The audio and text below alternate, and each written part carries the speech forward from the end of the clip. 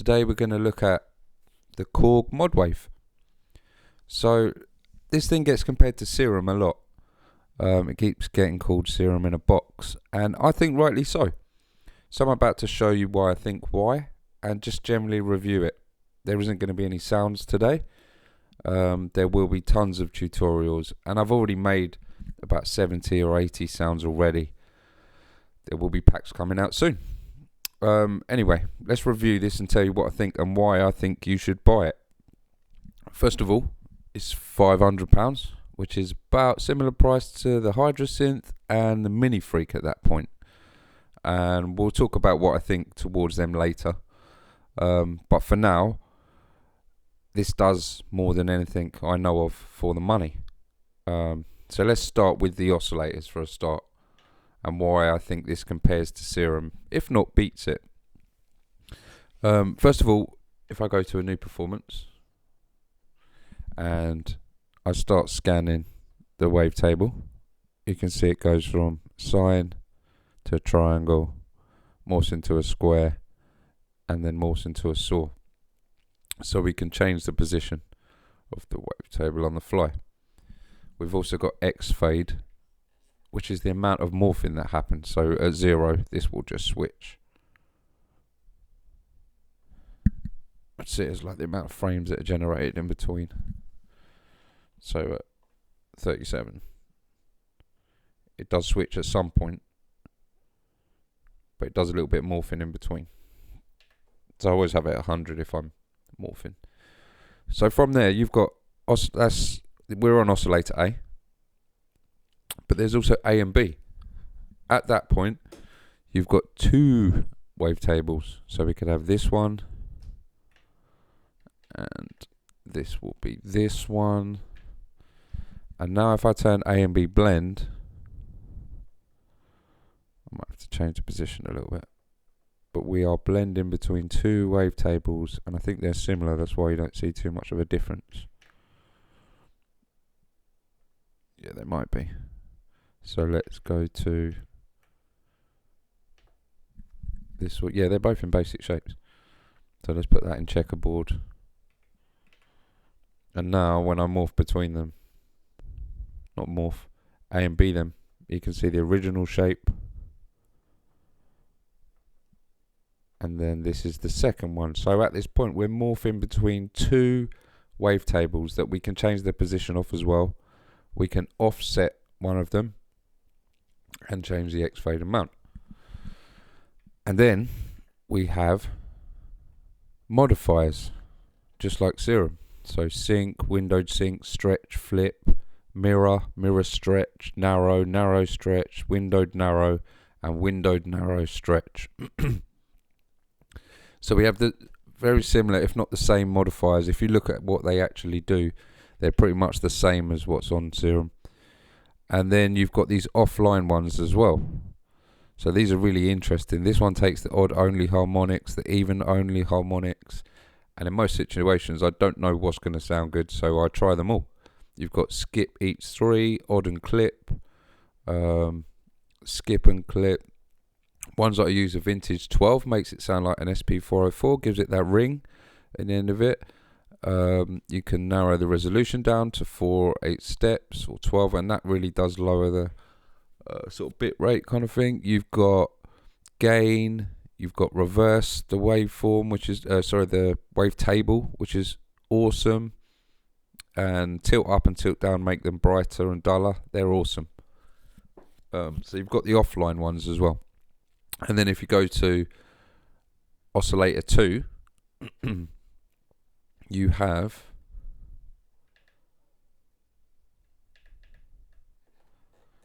FM, AM, and ring mod. So you can FM off A, so FM from A, and that sounds brilliant, really good. If you just get a couple of like sine waves, and you use one to FM the other, it sounds really authentic, really good. Really like it. And one of the reasons I like this synth, as we'll talk about, is that everything that I ask it to do, it does as expected. There's no weird quirks. So we'll finish talking about the oscillators, and then we'll move on to what I'm saying. But with this A and B for oscillator 1, we can do the same on oscillator 2. So at this point we've got 4 wavetables that we can move the position of, offset one from another, morph between the two, add the modifiers on as well as offline modifiers, and then we could somehow maybe use the chaos pad or the modulation wheel in order to morph between those sets of 2 wavetables as well. So that's huge. Okay, next would be the envelopes.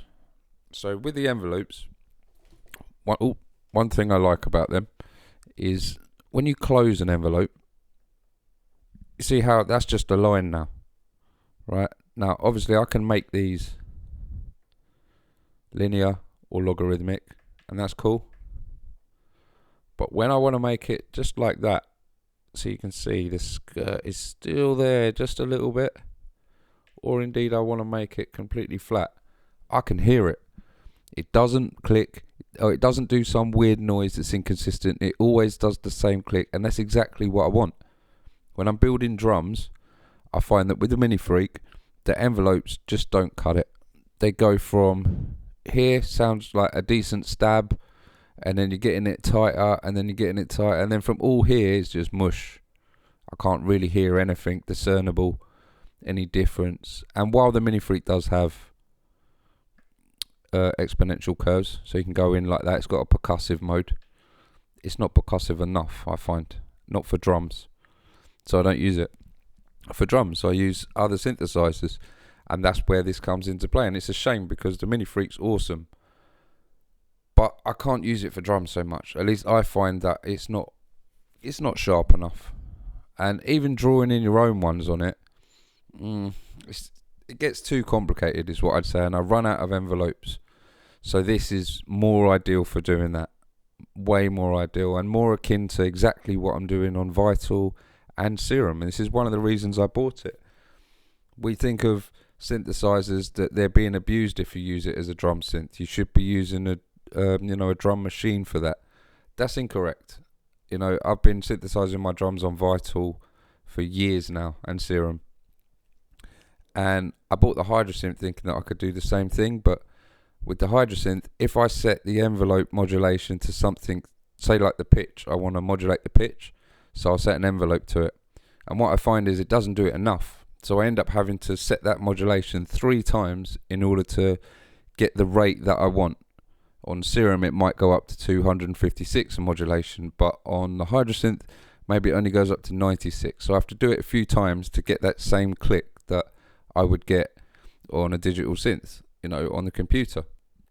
But when you do that, it introduces this weird little click that sort of only comes in every 3rd time or something, or it only sort of does what I want it to once out of 3, which makes it almost impossible to use for that scenario. So though I've done it, I prefer to do them on Vital. And this takes over. This is where I can do drums on this, and I could get that envelope, I can get the beta to sound exactly as sharp as I want it. So this beats all of them on an envelope point of view. On top of that, let's see what else you can do. Trigger source, so you can loop them, and you can loop them by anything. There's a lot of modulation capabilities on here, and everything can be modulated. I think I read that these can be modulated as well. I haven't got to that yet. I use them as MIDI CCs, so that means that instead of me having to learn what the cutoff MIDI CC for this synth is, I know 24, 25, 26, 27. So if I want to get the MPC to automate the cutoff during a song, for example, my MPC to automate the cutoff during a song, I will set the cutoff to this knob, and then the MPC will tell this knob to move. Obviously not physically. And that's automation. It makes it easier for me because I'm not having to look up the CC numbers, which is quite cool. Okay, next we're going to move on to the filters. The filters are fine, absolutely really good. I like the MS-21, and more than anything I like the custom one. What the custom one does is it allows me to, let's say, let's go into it. We'll pick a low pass, band pass, dry, no, custom, there we go. So we are going to go into where it lets us choose, there we go. So we'll have a band pass, high pass, whatever that is, going into a band reject. So you can choose what you want there. And then you've got all of these settings, which is just really good. You've got trim amounts. You've got the X fade where they would cut off and cross off the two filters. Resonance, everything. Really good. I find the Poly 6 is like it defaults to that when you init a patch. And it feels like it's a little bit closed. Instead of being fully open, it feels like it's there. And if I had resonance, it's like there's the rest of the buzz from the saw. So what I instantly do, I don't know why they've done that, maybe to make it sound a bit duller, not so bright. But if you just put it onto more straight away, generally it will go to multi-filter. And in that scenario, you'll hear that it will open it up and it will sound brighter. So that's one of the first things I do when I'm building is make sure that the filter's fully open. Just because it says it's fully open, if you look at it on the VST, you can see it's not, which is why I put it on custom. Okay, so that's that done. Filters are fine. And with the envelopes as well, you got 4 of them. Right, so just because it says filter and amp, that doesn't mean you have to use it for filter and amp. For example, I'm on filter there, and if I turn the filter intensity up, then you're going to hear the filter envelope. But if that stays at 0, I could do mod plus, and let's say we want to move the position of wavetable 1, so we turn it, and then I tell it that I want to use the filter envelope. I press enter, and you dial in the amount, the intensity, and if you hold enter, it speeds up the turning so that you don't have to be turning the wheel for ages. Again, really good. So that's envelopes. LFOs, 4 of them, same thing. Just because it says filter and amp doesn't mean you have to use it for that. And you've got lots of cool shapes in here. Let's change some shapes. Cut some shapes. We've got guitar, and then all these stepped ones, and then random step ones, so sample and hold essentially. And then you've got these other random ones that look like they're slewed or just slightly different shaped. So lots of interesting stuff there. There is, what else is to talk about? Effects. So from an effects point of view, we've got modern compressors, parametric EQs, and that's all on pre-effects. Then you've got modern effects, which is choruses, phasers, flanges, and wahs, and they are amazing. Delays, loads of delays. We've got master reverb, and then you don't have to use that, but you've got a parametric EQ at the end of the patch. Brilliant. Okay, so all of this I've just explained about, apart from this master reverb, you got 2 of.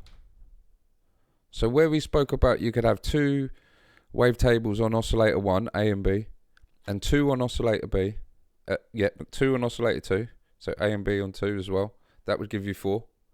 You got layer 2, of which you can do the same thing.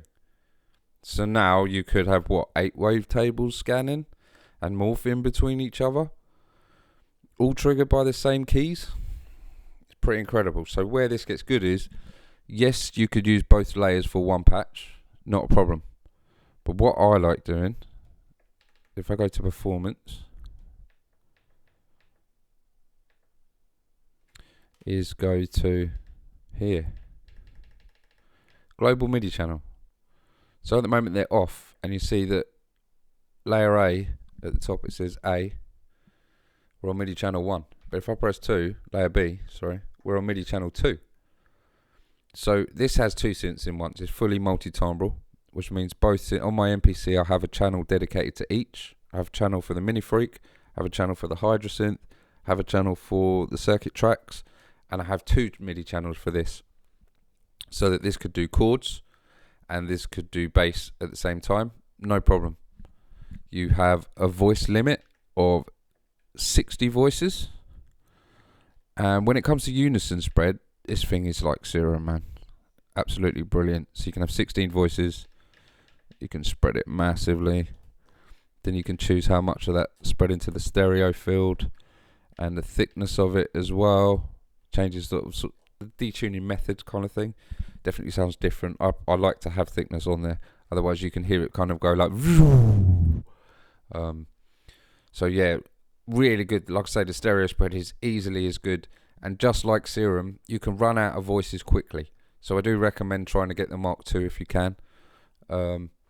Not to say that, you know, you run out of voices quickly on this synth. No, not at all. But if you was to get a pad on Serum and play 7 notes with 16 voice spread, you're going to get a similar result, man. You're going to hit like 80 voices or something.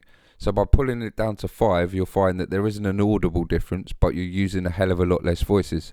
And then you can go on to layer B and say, do you know what? On top of that pad, I want to lay an arpeggiator.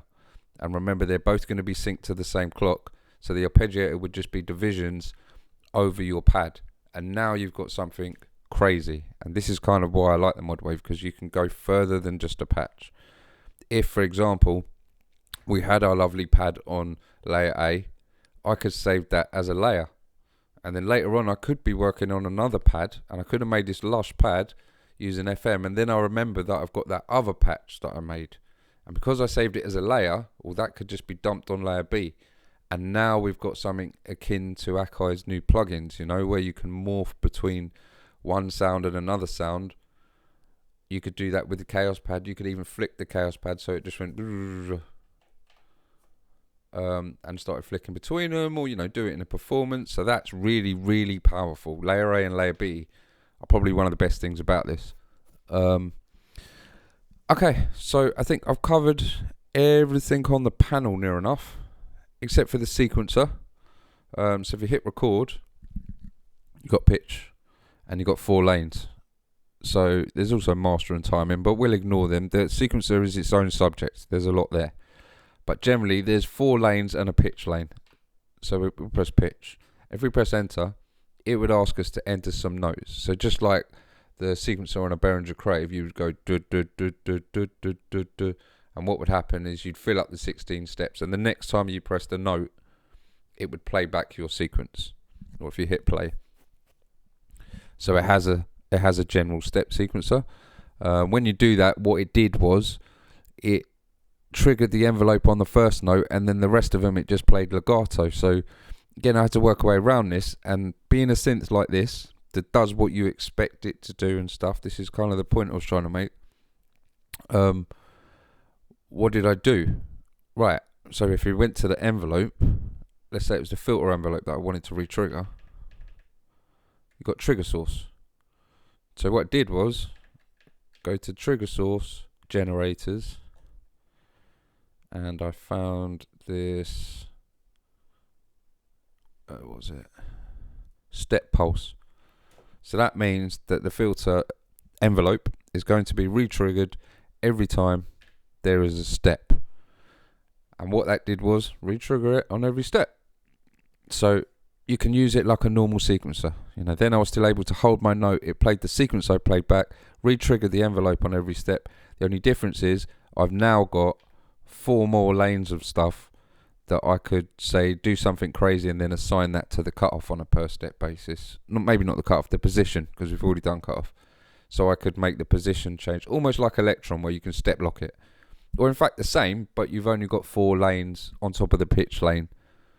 But you do have the ability to have, for example, one thing going forward and then pinging back, and another thing only be 5 steps, and it can get complicated very easily. But this is all great. This is all stuff that I'm willing to learn, because it improves the palette of patches that you can make. So really good. Okay, so if I had to compare this to the Hydrasynth and the Mini Freak, this wins. I've got all 3. I extensively know them. I've done tutorials on them all, and loads of patches and packs for sale. I prefer the Modwave. This thing is fucking cool. I mean, the last thing I'll talk about is build quality. The knobs, brilliant. No wobble. Exactly what you expect. Not built any worse than my Mini Freak, my MPC, my Circuit Tracks, or my Ableton Move. The knobs are better than, let's say, a Digitact or a Digitone. They don't seem to scrape the surface or the volume knob doesn't wobble or anything weird like that. They're all solid. Everything is solid on it. Really good. It's lighter than I thought it would be, but not by enough to care once you put it down. Metal front plate, plastic at the back, but it's like people say on the net that the plastic is this, that and the other. Man, it's just complete fucking nonsense, man. It's the same build quality as any other synth that you're using within this price range. The only difference is it does about 4,000 times more than anything within the price range. Absolutely brilliant. Chaos physics, I actually think it's really cool. You might think at first that it's a gimmick, but if you actually look into it, you can turn gravity off and all these other settings. You can tilt it. You can put friction on, just, you know, sort of make the ball slow down. It's like something stopping it. I suppose just friction. Self-explanatory. If I put friction up, you see eventually it wants to stop. Like, you can change where it wants to stop too. You can put sinkholes in it, and you can put bumps in it, and you can change how steep they are, or this, that, and the other. And that yields really interesting results. I haven't found anything amazing to do with it yet, but I mean, just flicking through the presets, you can already hear that. Just wow, blows you away. Other than that, I've been making my own wavetable. So I've been importing them from Serum, and at that point, I'm doing them at 32-bit float, which is the highest it does. And I found that using 9 wavetables seems to be like the optimal amount for if you're making like hyper growls like I've been making, and let the synth do the interpolation between the 9 frames. But I mean, taking them from Serum and from Vital is brilliant. You know, I spent the last week just making them specifically for this, so really good, and I seem to be able to do more with them on here than I would if it was in Vital in the first place or Serum. So I'm going to leave it there. If I had to rate this synth out of 10, I mean, I give it 9.8. I wish that the LFOs went into audio rate, like they go up to 32 hertz. I wish they would go a bit higher than that. But I mean, it's not the end of the world. I really don't care that much. Other than that, I can't really fault it. It's probably got one of the best envelopes out of the Hydrasynth, the Mini Freak, and the Modwave. I would say, I don't know about the Hydrasynth, because the Hydrasynth is really, really good, the envelopes. It's just that when I'm trying to do specific things, I find it a bit of a pain in the arse. But then you could argue that you shouldn't be sending the same modulation destination 3 times. Yeah, and I would argue whatever, man. I do what it takes. And that's it. Thanks for your time. If I had to recommend it, yes, go buy one. Again, thanks for your time, and I'll see you soon.